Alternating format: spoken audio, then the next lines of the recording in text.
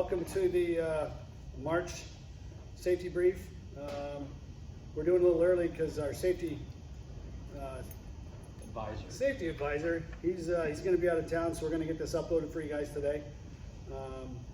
And also, I have not received the safetygram yet, so I've got a couple phone calls about that, and as soon as I get it, I'll send one to you, because the Aero Club safety officer, he is TDY right now to Korea, so I'm not sure if the safetygram is on his radar. So quick rundown on the airplanes.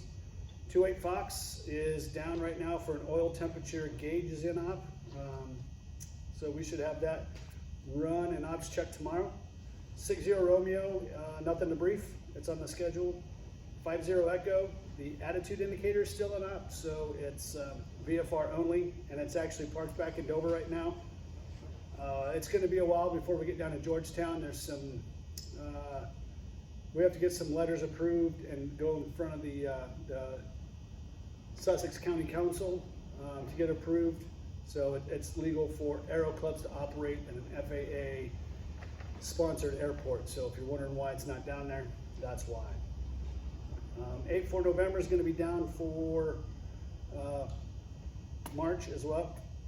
273, nothing to brief, it's flying good. 011, it's going to be down for March. And 63 Tango, there's nothing to brief, we got it fixed. We had a landing gear issue, but we got it jacked today. Swung the gear and ops check fine. We flew it today, and once again it ops check fine, so it's back on the schedule.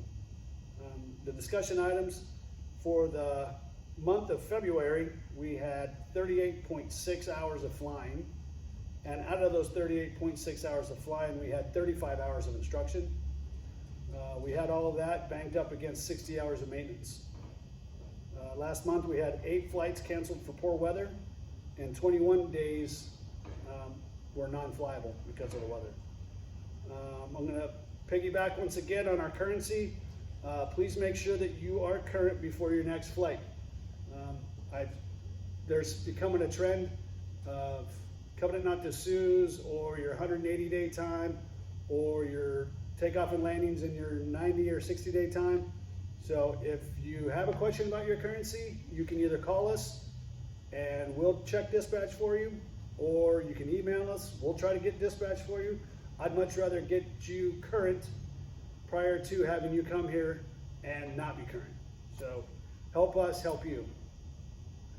So also another reminder, like we said last month, the FAA mandates that you're not eligible for flying 48 hours after your COVID-19 vaccine. So another reminder from last month and the prior months, not only instructors and students, but also regular members, please look at your parking and securing checklist.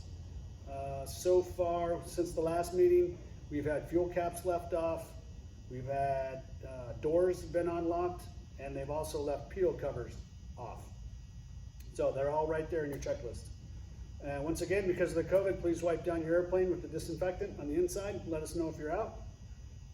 It's still cold out. We're doing everything we can to try to keep the morning flyers in the hangars so they're nice and warm for everybody, but if not, please make sure you add a little time for your preheat. And I want to turn over to Casey real quick, and he's going to brief some TFRs and a few other things for the safety brief for the moment.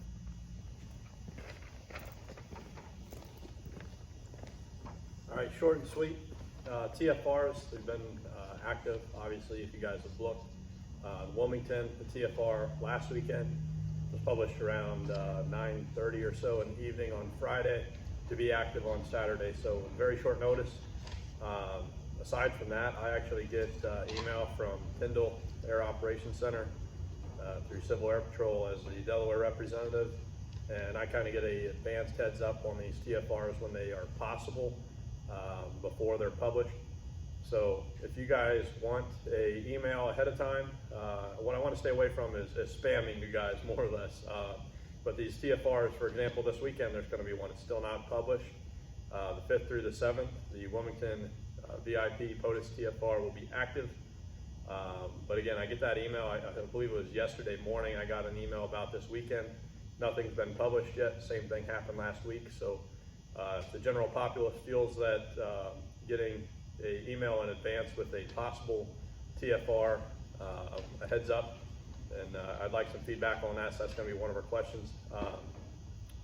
Secondly, with these TFRs, most of you guys know there's one in Rehoboth and there's one in Wilmington. As the summer approaches, it's only March, but we're going to be getting there, and President Biden might want to visit his Rehoboth home.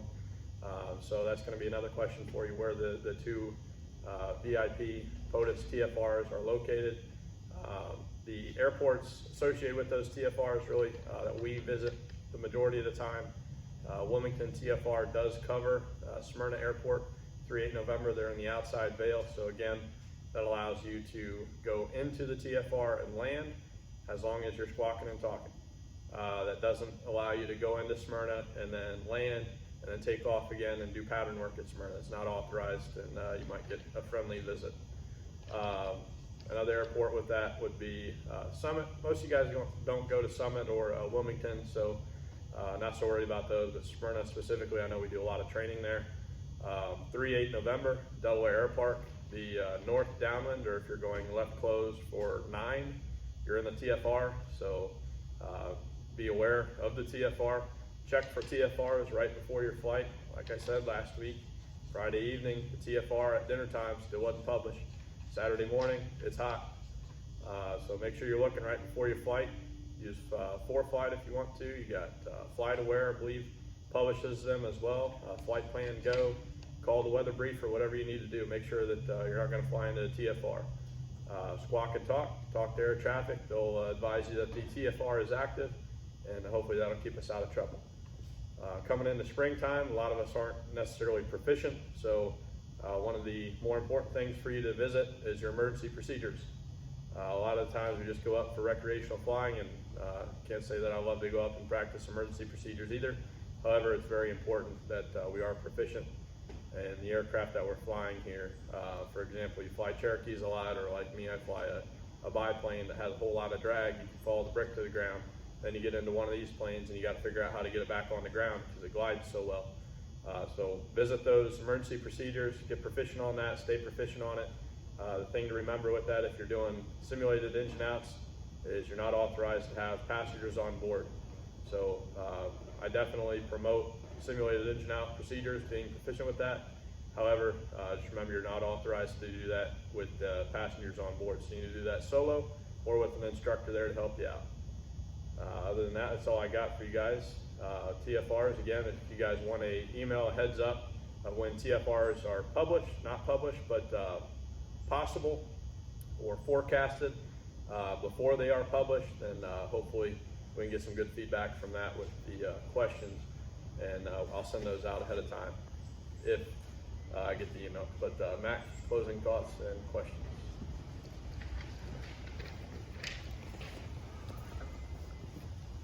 All right. Well, once again, thanks for everything. Thanks for everything you guys do for the club.